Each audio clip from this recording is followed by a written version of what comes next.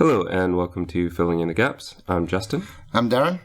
Today we're going to discuss a game called The Painscreek Killings. This game is from 2017, Dev and Pub EQ Studios.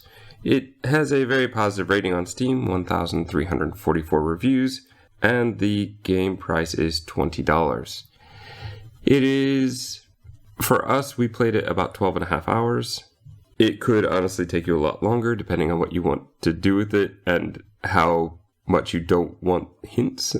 There are no hints in the game, but you can find, hopefully if we'll remember, we'll have a link to a fantastic page where somebody put a lot of great hints to pretty much everything you would need in the game hidden behind I don't even know what you would call it, the kind of spoiler tag. Is that what they call it? So there's spoiler tags, so you won't see anything that you don't want to see. Yeah. And what's amazing about it is it actually tells you, there's a small section where it says things you cannot do. And this is fantastic because there are a number of things in the game that you think you can open. It seems like you can open every door in the game. And then you're going to find out, no, you really can't. And so it very clearly states a few doors that you cannot open.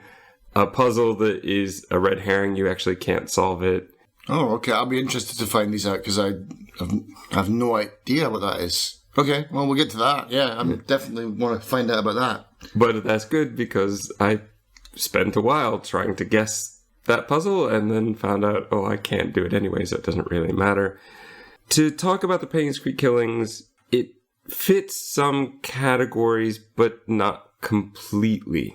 So if I was to give it tags, I might give it point and click. It's not traditional point and click style, but it is the type of style where you are going to grab a lot of keys. Yeah, it's a lot of inventory stuff, yeah. Yeah, a lot of inventory stuff that can typically only be used in one location.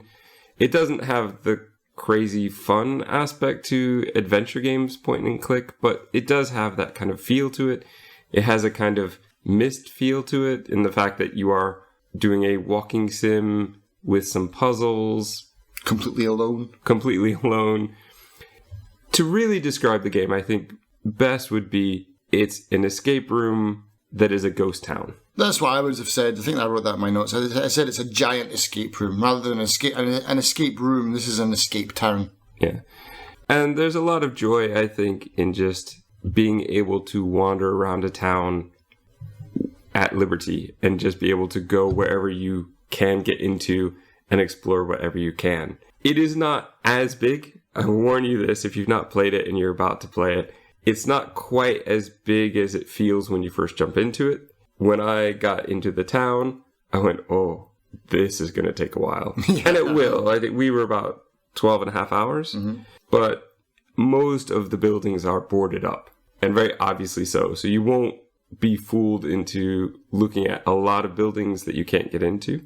If it's boarded up, you're not going to be able to get into it. The game is essentially trying to solve a mystery and find your way through before you can leave the town. That's kind of it. It is a lot of fun, but there are some things that Darren and I have both kind of complained about. So I know we are going to get into that.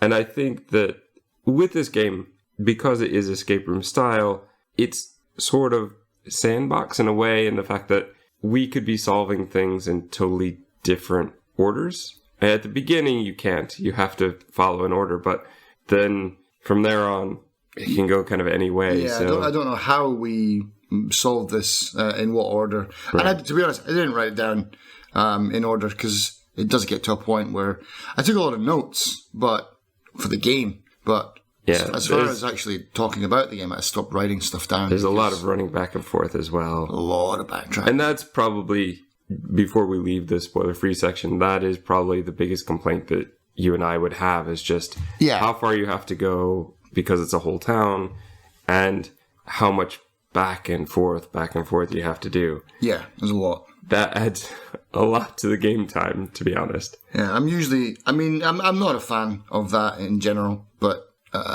in this game, I don't mind it a bit, but there were some times where it does get a drag, especially when you're going between like hospital, mansion, and navigating that town in the beginning was a maze because it's just a warren of streets and alleys. And we'll get into the street names later. Yeah. And the way they decided to number them as well. Yeah. That's kind of where we need to leave off, because what we are going to do, what I think would be good for us to do, is to take this game in kind of themed chunks. And one of the first ones I want to do is story. So if you don't want the story spoiled, well, then you're definitely going to want to leave now, because we are now going to enter the spoiler section.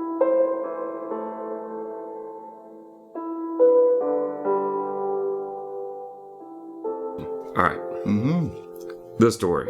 I want to talk about the story first because I'm going to be honest. The story was the least interesting thing about the game for me. It's really cliche, man. It's like... That's the problem. I think that... Okay, and again, double spoiler warning here. I'm going to give away the ending. So if you don't want the ending spoiled, go away now. This whole... As soon as I found out that he was adopted... Oh, yeah. I was like, well, now I know why they're not supposed to date. Yeah. And in fact, even before that, when I found a diary saying, why don't they want me to hang out with him? I'm like, well, you're probably related. Then. Yeah. And I don't know. I mean, this is 2017. Was it so cliche then? We can't talk about the ones that have done it since, because they would be spoiled as well. But there are at least 3 that I can think of that were in the last... that have come out since then. So I don't know if it was so cliche and such a trope at the time, or just for some reason in the last 4 to 5 years, a lot of media has decided to do this same idea of an illegitimate child or a hidden child that the family didn't want to claim, and then they end up wanting to date somebody else in the fammy. There's tons, but we can't really say, because it's like, oh, well, I'm not watching that one now. Yeah, let me just spoil this series and this movie and this book, and it's just so much. I know this has been a thing in the past, but boy, lately it just seems to be all over the place. Yeah. And also, as soon as you begin the game, you find that newspaper saying Scott Brooks is a suspect, and you're like, okay, check him off the list. He's not my suspect. It's I kind of wanted him to be. I did too. I was like, please just let him be it, and then that'll be the twist. Like, oh, we said it was him, but you didn't think it was. But of course it was the priest. Always is.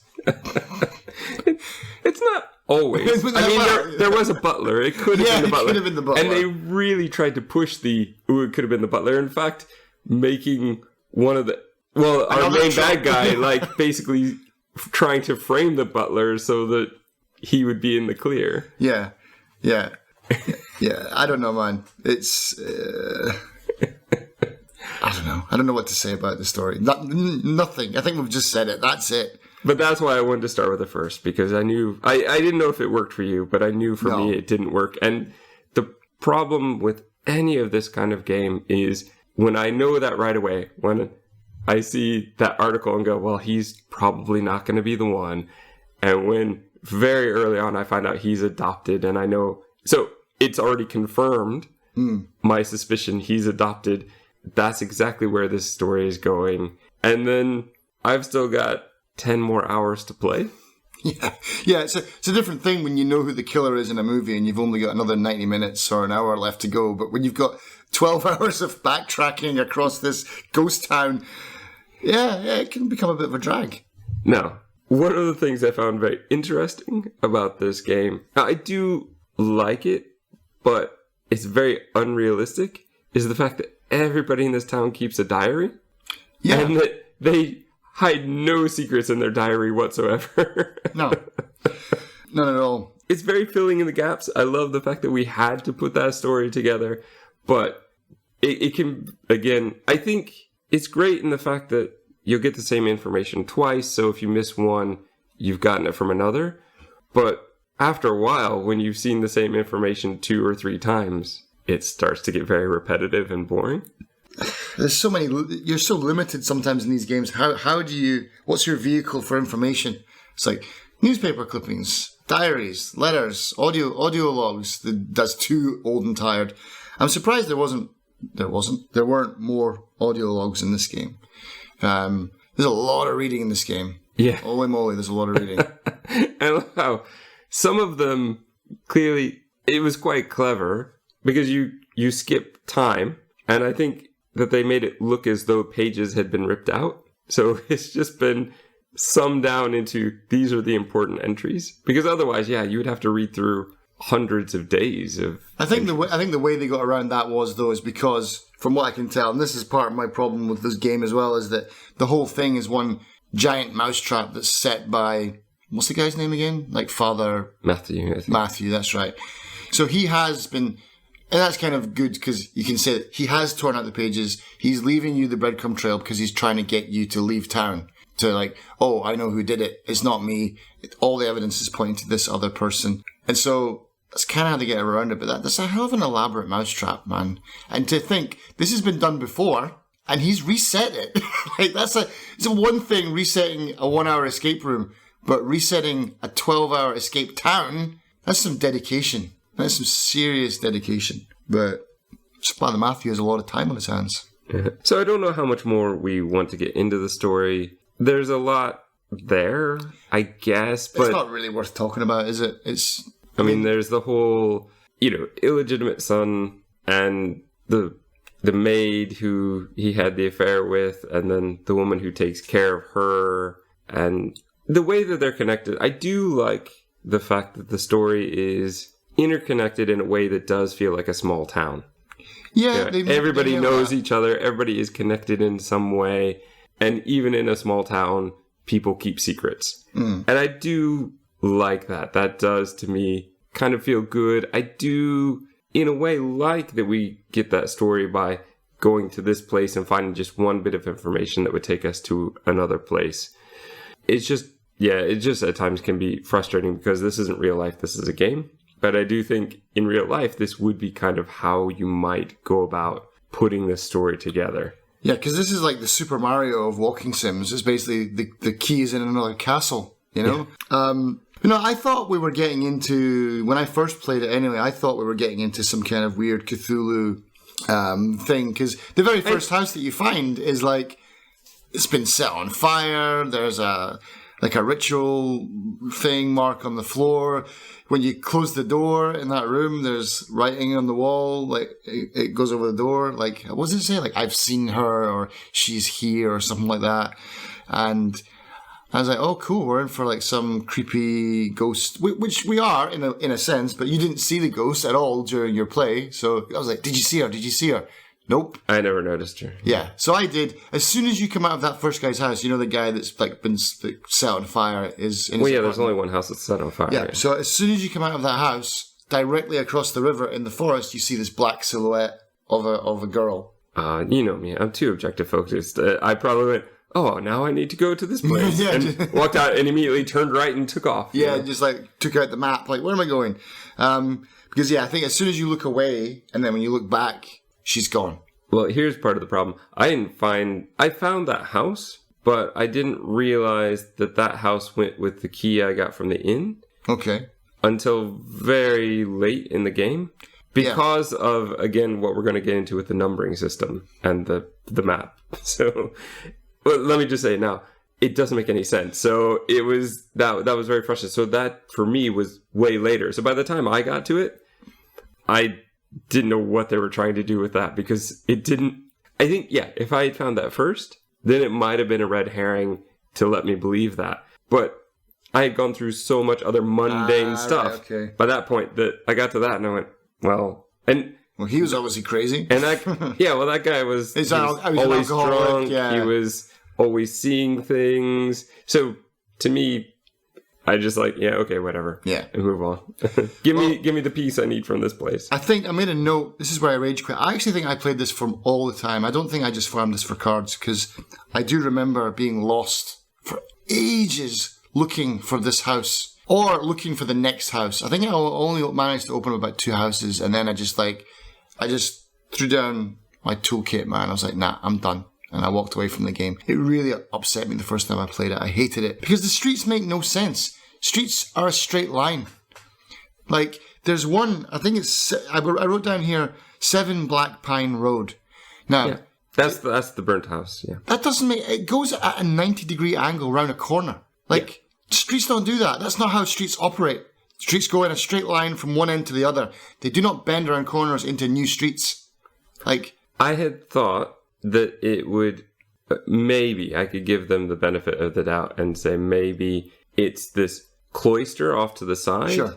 Because it's very weird when you have those kind of cloistered addresses, right? So that's where I know where my friend was living in London for a while.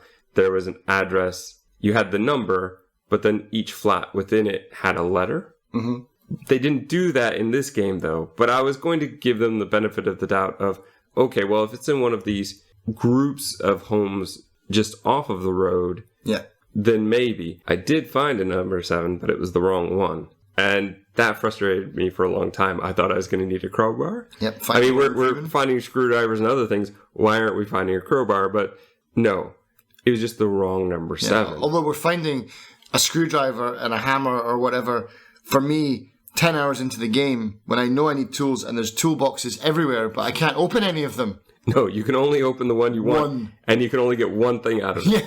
Every toolbox designed for one hammer. Yes. But yeah, that road system. I mean, I get it. I mean, if you look at a map of London, you just talked about your friend. If you look at a map of London, London does have that thing where roads will come down, they'll bend around, and they'll go around corners and things. But London was built 400-500 years ago. And it also has the issue of numbers don't correspond. Typically in the US, in more modern areas where they've Odds had on planning. one side. So, yeah, evens on one, odds on the other. And typically you look off to your left, there's 11, to your right is going to be 12. Right. But in the UK, it's not like that. You can have 10 off to your left, and 30 will be sitting right there. And that's kind of what this town felt like. So, well, okay, you could say that maybe it's an old school town, but let's not. Let's make it a bit easier for us to understand. I mean, that's obviously done on purpose. And for that, I can only say, screw you, man. Like, that was a bad choice. Like, but yeah, so there's the part where you're going up the hill. You'll know what I'm talking about. You're going up the hill. I made a video of it. I made a point of like, getting footage of this. You go up the hill. If you keep on going up, you leave the town. If you turn left, you go to the mansion. You know where I am? Yes. Yeah. There's a tiny little alleyway off to the right that goes down, all the way down. That is part of the main road, because that's one of the places, I don't know whose house it was, but... I think there are 2 houses in there. Yeah, but that is, this main big road that you've been going up that leads out of town, and this tiny little brick lane is part of that main street. Because you got the key, and it tells you the address, and that's the address of this, but that's part of the street. It's insane. Like... That one especially was the one. Ordnance makes no sense in this game. As far as there were some places I was a bit disappointed we didn't get to go into, like the barbershop and the bookstore. There were just a few others I was... Yeah, because they advertised the hell out of that bookstore. And I think there is a puzzle that involves the bookstore, which I didn't get to solve because when you finish the game, it's like, okay, you're finished. And then...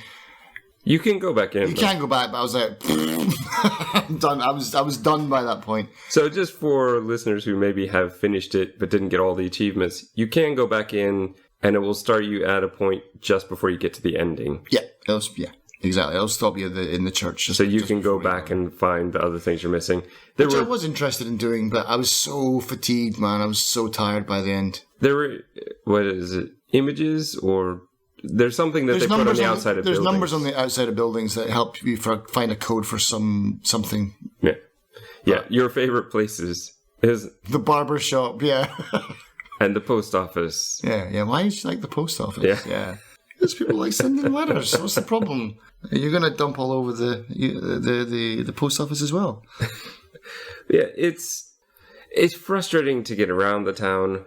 It is nice after a while once you realize, there are shortcuts to get to the mansion from the hospital and, some other things.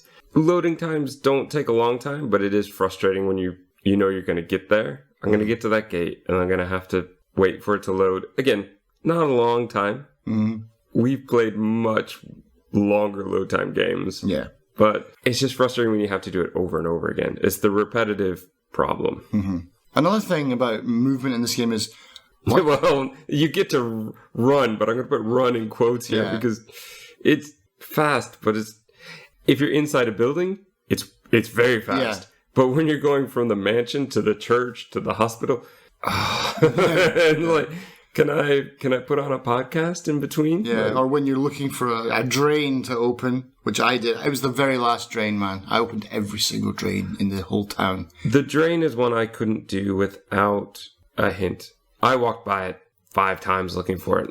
It's because the hint says it's outside the church. And I was like, well, is it outside the back of the church? Is it off to the side? So I checked all those areas. I did, but... because I must have walked past that one. Because I had found all the others in the street. I assumed it was probably in the street.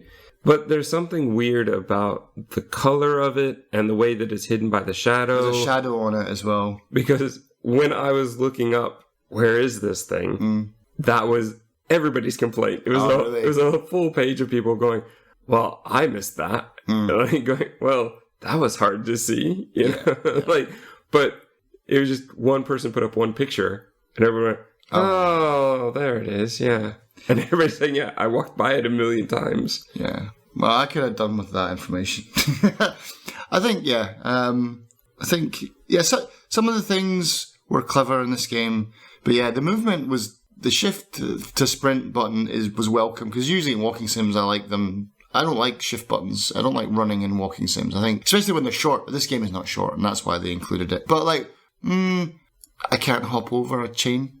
Okay, I agree. It does feel silly, but at the same time, it's a game, and this prevents me from going a bunch of places I shouldn't. Yeah, where there is nothing for me. So yeah, it feels silly, but in a way, it feels kind of real as well. In the fact that... Yeah, I suppose if something was chained off in real life, you wouldn't just hop over it. You'd be like, oh, I'm not supposed to go in there. Well, I probably would if it was a ghost town, right? But I would if I was a private investigator, yeah. But what I would say is not so much... It's more realistic in the fact that that chain would exist. Right. That a lot of the barriers they put in your way would exist. They wouldn't stop us. Right. And once we have that hammer, we could get into most anywhere if we really want to. But we need to limit it a bit, which is why I'm glad that they boarded up a lot of the places, because I would have been trying every door, and that would have been even longer, and it would have just felt worse. Yeah, that would have been really tedious. I will say this. They should not have put the ending door to be different than any other door. The ending door? What do you mean? Oh. Okay, so we're already well into spoilers. So after you find Father Matthew's secret attic room, and the rude loft. There you go, there's a word for you. So when you get up there and you've done everything, and then he starts to come after you, which looks awful.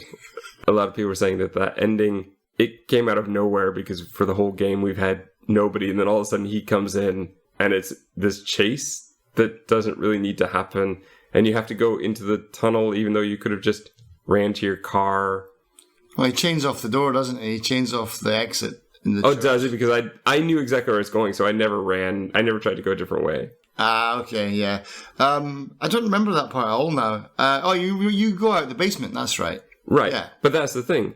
The basement door says exit. But when you go in earlier, it's like, but not yet. But not yet. And it didn't look like any other door. It didn't, because it says exit instead of unlock, it didn't act like any other door.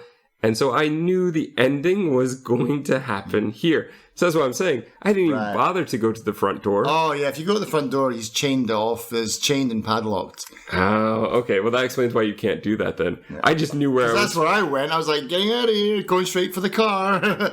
I just knew where I was supposed to go. So I just ran right to that one. And so that was... I do appreciate that they had the ghost for that part, because... I would have gotten very lost in that. The subway tunnels were not subway, but sewer tunnels. Yeah. They were very difficult for me to understand where I was going and where I was. And also, I never would have tried to get to the rooftop of the hospital. Yeah, how did I...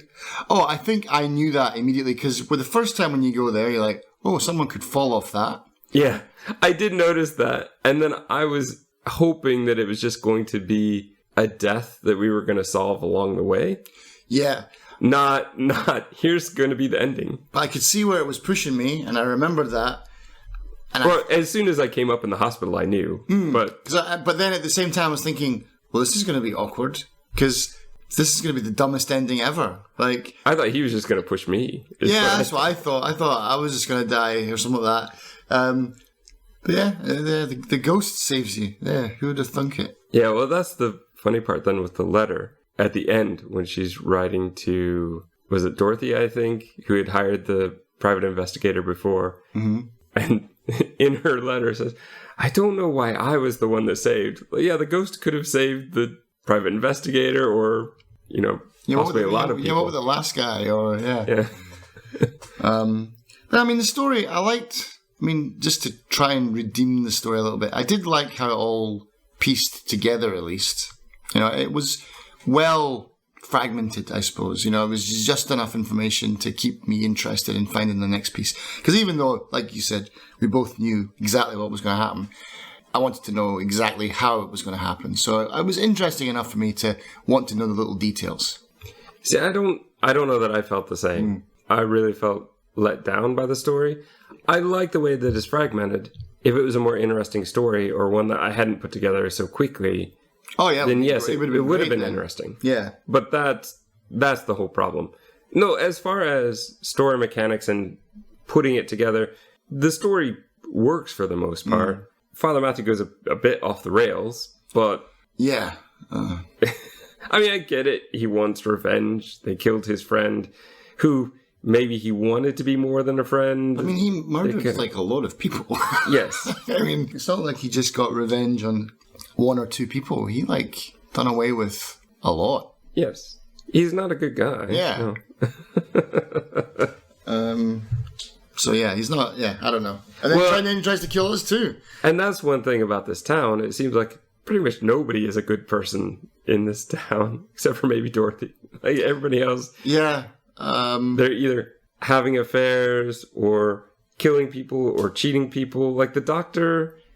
Oh, the doctor, yeah. He would help some people out, but he was also embezzling. He would also try to rat out the other people to save himself. Yeah. You could see from certain people's viewpoint, oh, he's such a nice guy, he's helping out. But for most people, they all knew who he really was, and he had a lot of issues going on. Yeah. But no, I mean, one thing that is decent about this game as well is that you can find keys and things before you found the notes, because I noticed this when I started playing it the second time. The first time I played it, I found the key in the flower pot to the church before I'd found any of the information about that, because I was like, well, where would you keep a key? Under the mat or in a flower pot? Or I was looking under the flower pots, but it was inside the flower pot.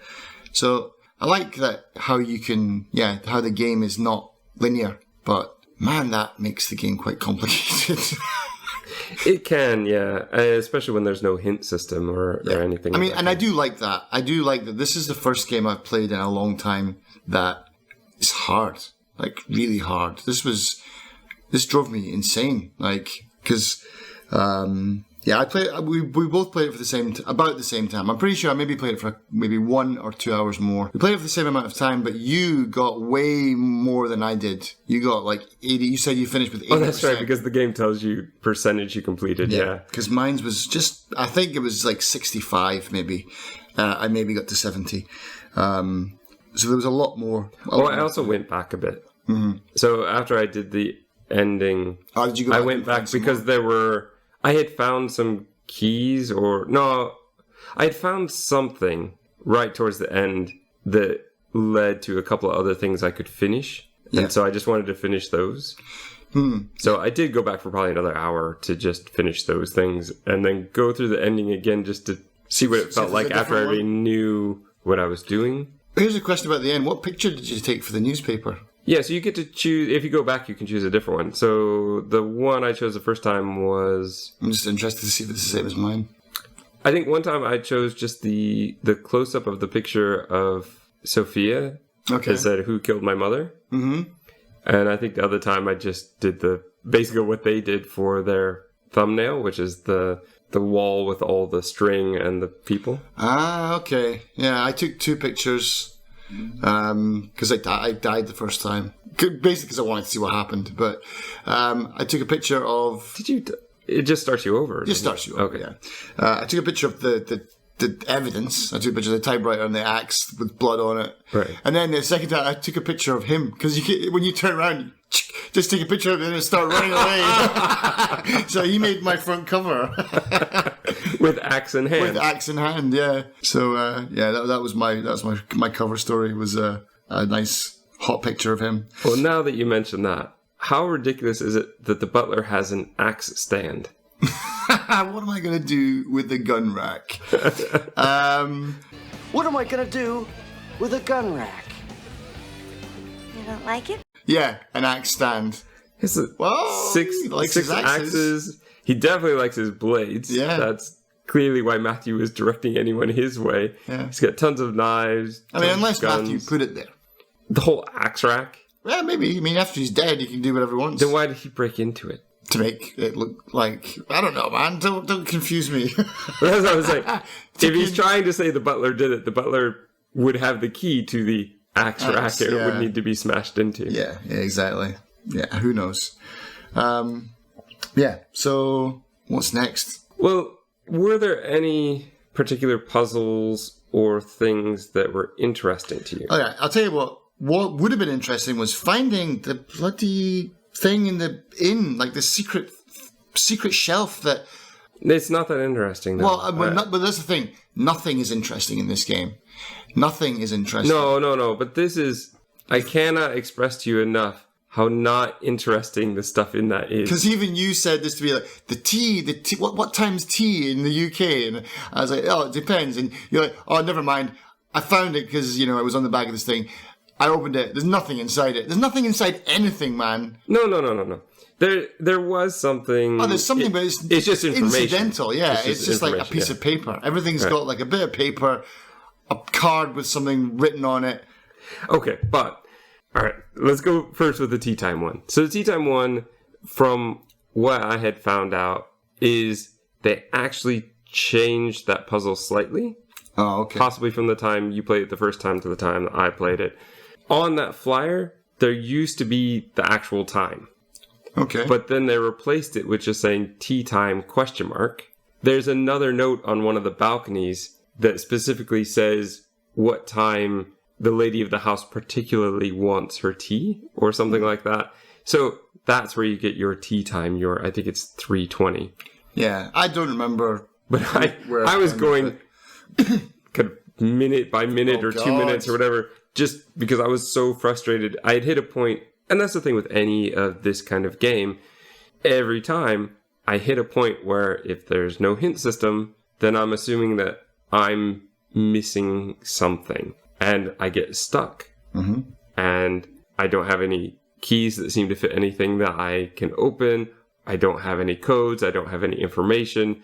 And I need something to progress the game, or else I'm just wandering in circles. Yeah. And that is the thing I hate the most about this kind of game, is that feeling of just being stopped dead. There's such a feeling of dread in this game, man, where you got one key in your inventory. This happens so many times. You got one key and you're like, I'm going to try every door in town. But even if you know where it's going, you're like, okay, I can't wait to use this key. I got this. I've been waiting for this key. You put it in the lock and you get a note. And you're like, oh my God, I've got nothing in my inventory. And what am I doing? What am I going to do? It's such a horrible feeling, man. Well, okay, the clock was that for me, because I thought there's going to be a key inside, there's going to be something inside that's going to get me to the next thing, and it wasn't. That panel in the counter in the inn, which, did I show you the picture of where it is? No. So it's not in the counter that we would actually refer to as the counter. Like the reception area, because I'm pretty sure that's what you said. It's inside the reception area. There's kind of a bar table. Like behind you? Yeah, so if you were standing as the receptionist would, looking out, it'd be behind you. All right. So it's totally not where you'd expect it to be. I did check that, but I didn't check it good enough. In the detective's notes, it says something about... Something interesting in there. Yeah, well, very interesting things. There's a clock and a teddy bear and this diary. And that's it. There's nothing interesting. I was expecting something dirty, something dangerous, something really funny. It's just nothing. Yeah. Okay. That's the biggest red herring in the whole game. Right. I wanted that interesting Yeah. thing. And I can't tell you how long I walked slowly up and down, zooming in. Clicking all the way along the edges, yeah. I mean, some of the little hidden things were cool, like in the painting, in the little art gallery, there's a little switch you press to get to the safe. Yeah, which I think you could have found before even finding the note. And like you said, that's a great thing about the game is that you could actually solve things before if you somehow figure it out. You don't have to have read the note. I mean, you couldn't get the code, obviously, for the safe, but you could find the safe. But you could, in theory, solve it beforehand. Mm-hmm. It's not linear in the fact that you magically can now open it because you've read a note. Right. We found keys that were well ahead of time and information that was well ahead of time. Sure. But there were some things that were just so ridiculously hidden. Did you ever find the stuff in the hidden stump? No, I don't think so. No, it's probably... So, off of the playground, behind some trees, is a stump that just looks like a stump. Mm-hmm. But if you hover over it, it will say open, and there's a whole compartment inside that has very important information. It's very Gravity Falls. It's got some information that will give you more about the history between Sophia and Matthew. Okay. But it also has a code. There's a code in it somewhere. And I think this is one of the things I went back for because I found out about this stump and I went, I need to go see this stump and see what it is. How do you open it then? What do you mean? How do you just open it? The stump you can just open. Okay. Unlike everything else in this game, you can just open it. Oh, wow, a freebie. Though I think there's a box you have to unlock inside. But that... Of course there is, because this game is just all about that. It's like, oh, go to the hospital, get a key. It unlocks something in the mansion. Go to the mansion. You find a key card. This unlocks something in the hospital. Come on. There's a code that's on the outside of the church. Written on the outside of the church, I think, is what gets you into this box. Okay. The code on the outside of the church? On the wall? Yeah. Nah, I didn't see that either. No. Yeah, I wouldn't have either. Again, the hints at the end after I finished it, and I went, what am I missing? What did I miss? And that was one thing that I missed. I went, okay, I'm going to go back. So I did 100% of finding puzzles and things that needed to be opened, but what I didn't find were, I think I must be missing some of the letters or a diary or something. Right. So I don't have 100% of the achievements. Not really interested in it because any of the incidental information, by now, I'm pretty sure that I've read all of it somewhere. I'm just going to get a different viewpoint or a different side. There's going to be nothing major, nothing groundbreaking. Yeah, for sure. Now that's why. Yeah, I'm definitely not going back because usually I go on about how money versus time for games, but this is the kind of opposite for me. This one went on a bit too long for me. It could have been doing with about being, I don't know, 6 hours shorter. Yeah, and I think that it still fits. You can get it, I think, 50% off. And we got this in a bundle. We got it definitely cheaper. We got it for $5 in a bundle, for sure. I can't remember which one. But so it would still be on par for 6 hours if we got it in a bundle, right? It's not ridiculously priced. I like that it's a $20 base. That's fine. $20 indies are, those are good. I mean, this is a $20 indie. Oberdin's a $20 indie. Papers, Please is cheaper, I think. No, it's $10. Yeah, it's a $10 indie. So yeah, I like that price range. That's a price range that I'm usually okay. Not usually, but in a special circumstance, I'll buy in. Well, but the thing is, if it's $20 base, then when they have a 50 to 75% off sale on a summer sale a couple years later, then it is. Yeah, it does match our price point, Yeah. So I have no problem with that. I think that it is worth it, but I do think some of the puzzles. Let's talk about one of the puzzles that really irritated me was the chess piece puzzle. Yeah, why? Why did that bother you? Because I didn't really have a problem with that one. I don't know why you didn't have a problem with it.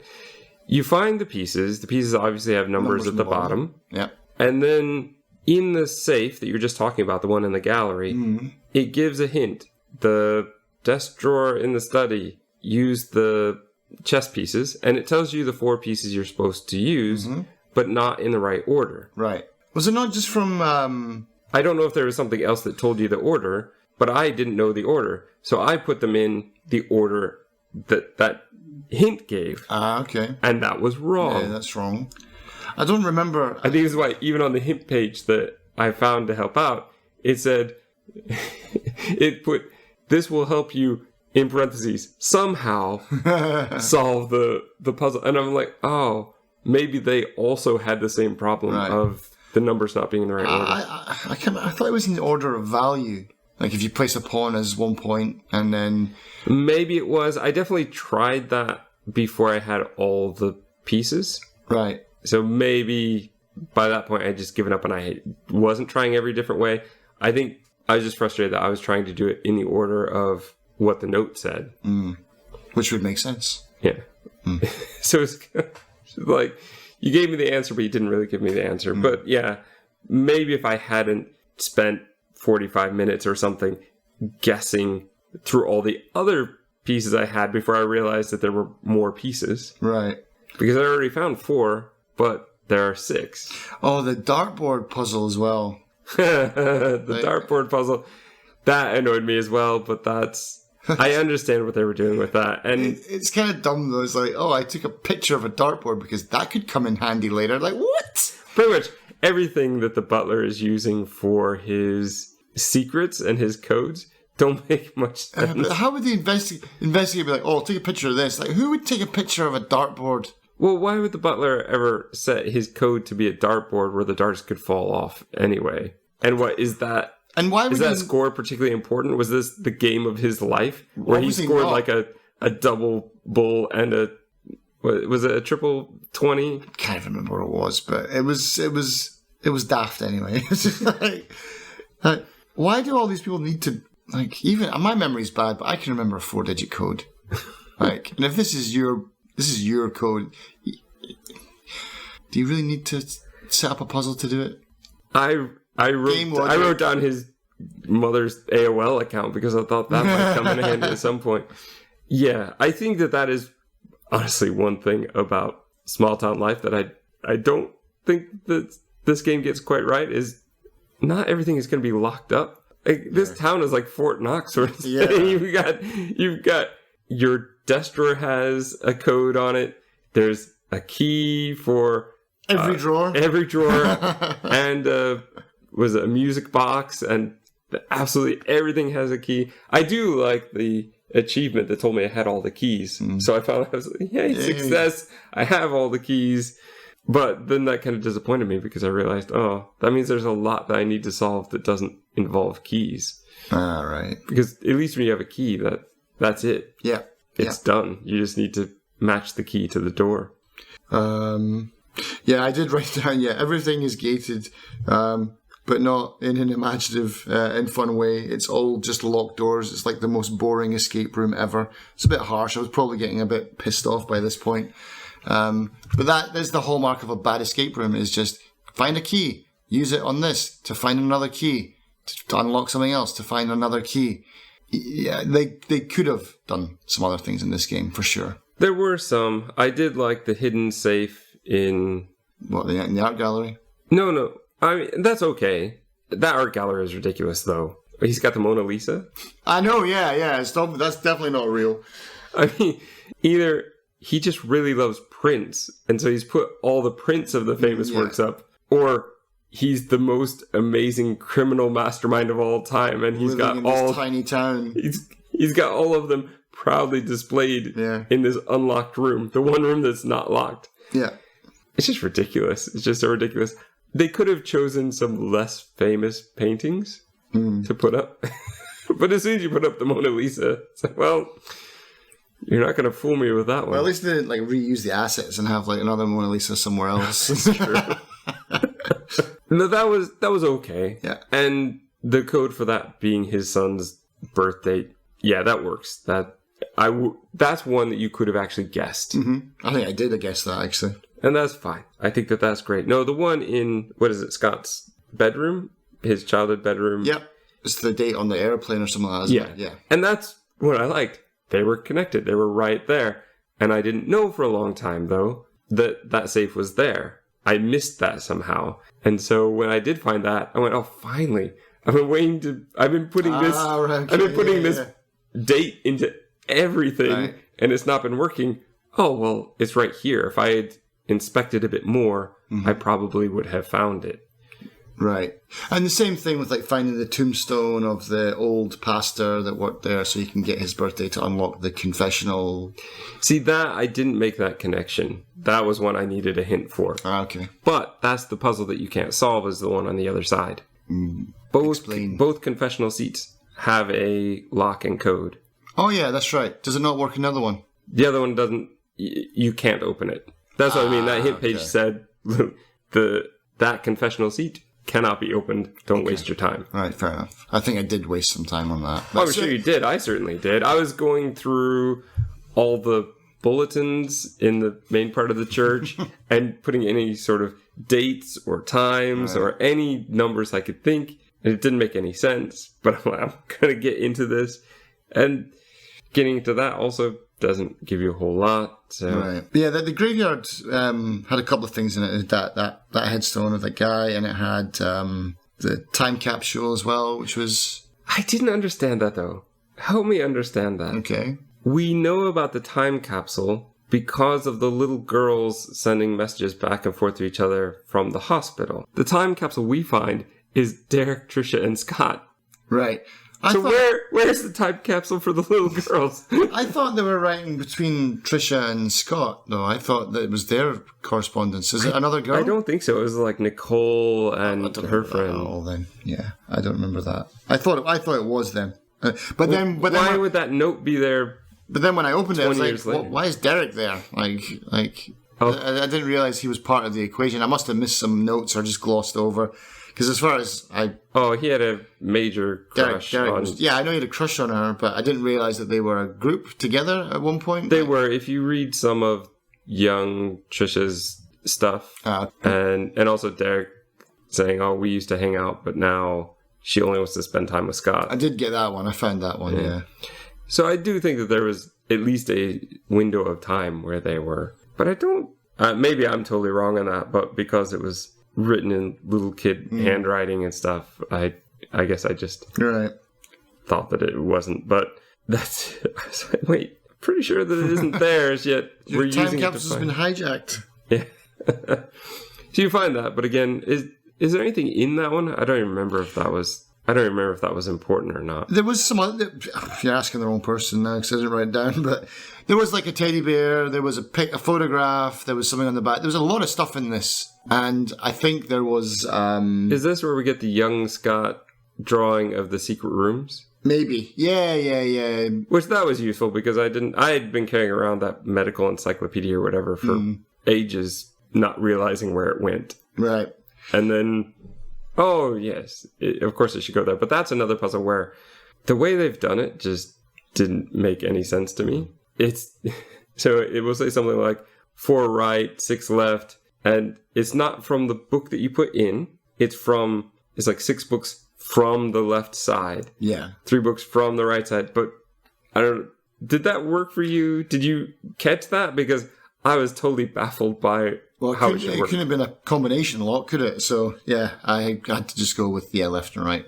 I did it. Yeah, but I did it from the book I put in. Like, that's what I thought would be my starting point. I think I probably did that, and then I tried it the second way. Okay. Just for me, I think I was just done by that point. I'm like, all right, hint page, tell me what I'm doing wrong. And so it said, go from the left, go from the right. And I'm like, okay, yeah, now I get it. Now it makes more sense. And then there's a secret room. I like that there are secret rooms. I think that's great. The secret room in the cabin was a good find. It was, I knew... Oh my goodness, I've been waiting to get into the cabin. It took me forever to find the cabin key. Oh man, yeah, the cabin key took ages for me. You know what? I didn't even know the cabin existed. I did because I'd been looking for the time capsule by the playground. So I'd been looking at that cabin over and over and over again. And I could have had that key hours earlier. It was just sitting there, but I didn't see it. Yeah. So that's my own fault, my own stupid fault. That's definitely a problem. No, it's not your fault. That's the game's fault. It's borderline pixel hunting in this game for some things, especially like the secret locks on like the light shade thing. Like finding some of these things is like you have to be eagle-eyed, or get finding keys. Yes, thing that hidden light thing. There is an entry or a note somewhere that gave me that information. Oh, the picture. It was the Private Eye's pictures in his desk.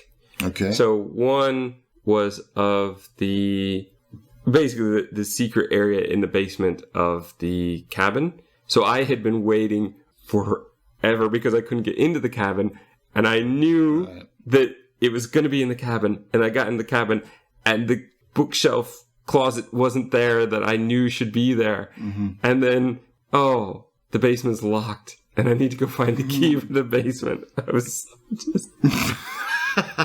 like, I'm so close. I'm so close. Why can't we just have nice things? So as soon as I did get the basement key, I knew exactly where it was supposed to go. I didn't even have to look or anything because I knew from that picture, I knew exactly what it was going to be. Because it's the cross, isn't it? You got to put it in the side of the closet. Because I didn't have the cross, but you can go inside. You can even close the door and lock yourself in the closet. There's a little drawstring. Yeah. It's like, this is a secret room. And I found the note saying like, he appeared like from out of nowhere. It's like, I know this is here and this is it. Like, I'm trying to pull on stuff. Like, come on, open.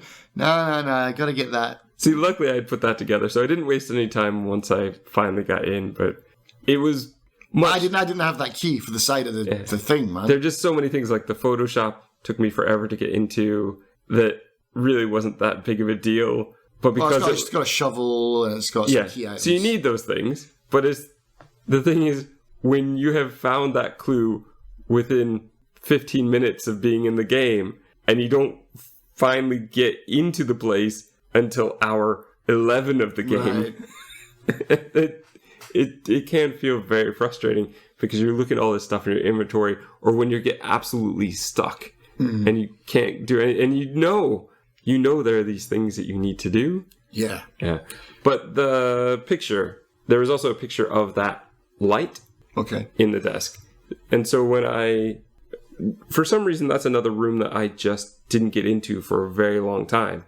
And so when I finally got into the study, I saw that light and I went, there it is. and moved it and went, I need another key. Of course you do. The Painscreek killings, you need another key. Yeah.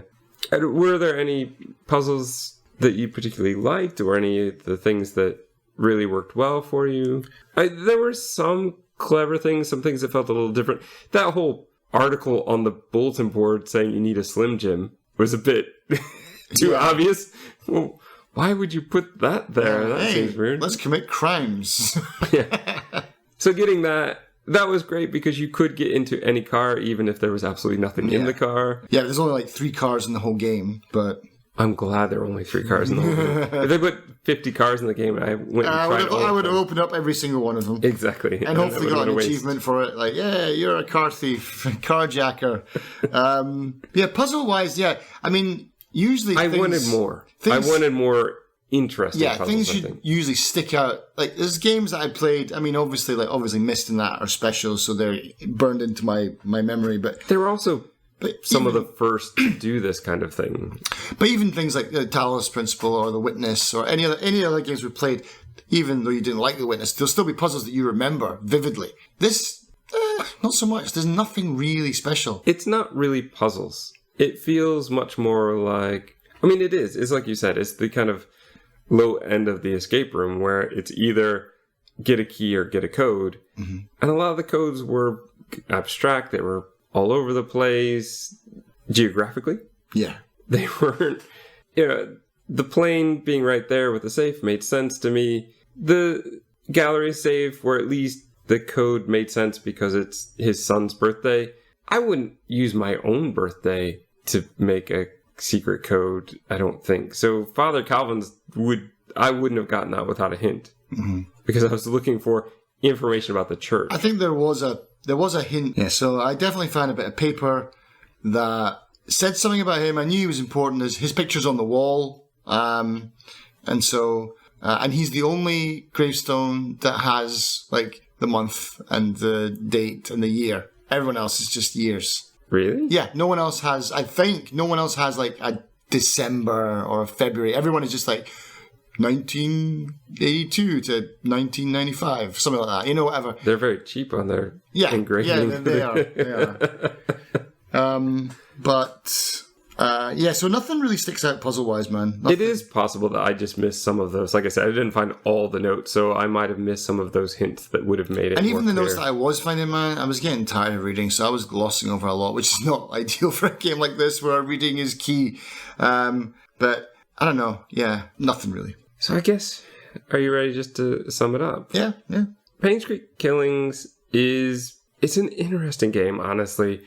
When I started it up, I was intrigued and I really wanted to do more. I loved the idea of putting the story together, the idea of getting to wander around a ghost town totally at my own liberty, a game where I'm the only person and putting this mystery together. I do like the escape room feel to it. It's maybe a bit too big geographically because of...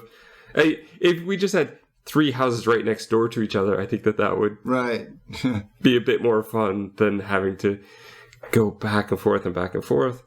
I think the story is the real downfall. I think if the story had really worked, if it had felt original or good or in some way made me feel any sort of real connection to these characters, then maybe that might have made the difference and made it more compelling. This feels very much, like I said, a kind of realistic way of putting together a real life mystery.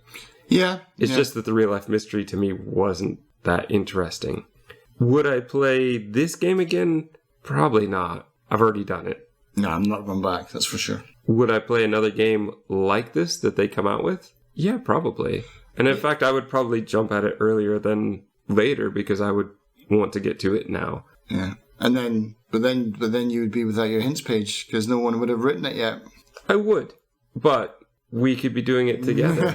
And I think that this is another one of those games where if you're playing it at the same time as a friend, or gosh, if you're lucky enough in a normal world to be playing in the same room and you're both going over the information and both working together, I miss that kind of couch play aspect that I had with Myst when I was playing that with friends and we were trying to figure it out together.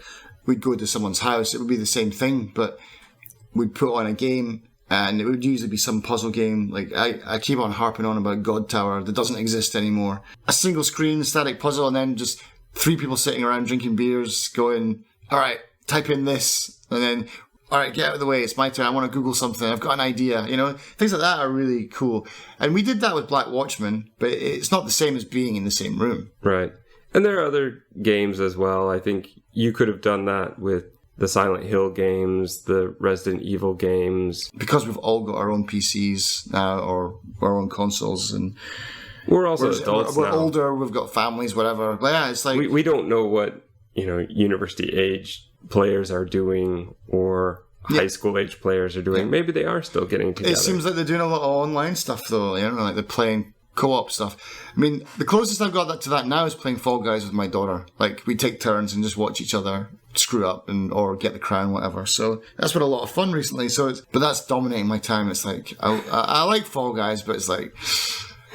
Your daughter likes it a lot more. I really want to play something else. Can you go to bed, please? But yeah, it's not a bad game. But definitely... No, I would definitely give it a good rating. I think... If you like detective mysteries, then yeah, you should definitely play this. And this if you like is something again very challenging. This is a game that we don't get a lot of. We don't get a lot of this kind of game, and I do want more of it. Even though towards the end I wasn't having as much fun with it as I was clearly at the beginning, I still wanted to finish it. I never got to the point where I said I'm done with this game. I never want to play this game. I just wanted the next piece. Right? I wanted the thing that would open up 10 more doors because that feels amazing. I don't want the thing that just opens a clock and gives me... a bit of paper? Yeah. Yeah. That was the worst feeling, man. Yeah, when you've got nothing in your inventory and you're just like, I'm so screwed. I've got to go back and read everything. And oh my god, we didn't talk about the whole Myst 4 connection. Well, that's on you because I didn't play Myst 4. In Myst 4, it was the first game that I can remember. Maybe they've done it before. Do you know which one is 4? They all have names, right? It's called Revelation. Myst 4 had a camera. And it was the first game I'd ever seen a camera. So you could, rather than, and I think what they were trying to do was introduce digital notes so that you could, rather than have a notebook of stuff, you could take a picture of something. That's certainly what I was doing in this game. You could take a picture of something, and also you could type in notes on that picture. But you can't do that. You can't do that in Painscreek Killing. But Myst 4, I think, did it first. Correct me if I'm wrong, internet. I'm sure I'm wrong. But that was cool, and I did like that in this, because I took pictures of everything in this game, man. Oh, there's a note? Snap. It wasn't until later that I realised, all the notes and stuff get saved anyway. It was like, yeah, I've been taking pictures of them all. I did that for some of them, and then I realised that, and then I stopped. But I was still taking pictures of specific pages that were obvious. The code for this room is right, this 1, 2, 3, 4. I'll take a picture of that so I don't have to look it up again. Yeah. Right.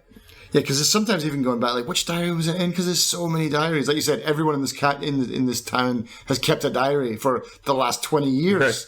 Right. Never missing a day. Yeah, you guys are very dedicated. Yeah, dedicated. Things that had people's addresses. Yeah, that was a picture. Yeah. Because I didn't want to have to go find it again. Mm-hmm. Yeah. So, yeah, I like that. That was a very good mechanic to add. It did help. If only the map was clear. Screw you, map. Yeah, I hated that map. I wanted to say that's a worse map than blah blah blah, but honestly I can't think of a worse map. Like, that map was ridiculous. Absolutely ridiculous. It's not how streets work, man.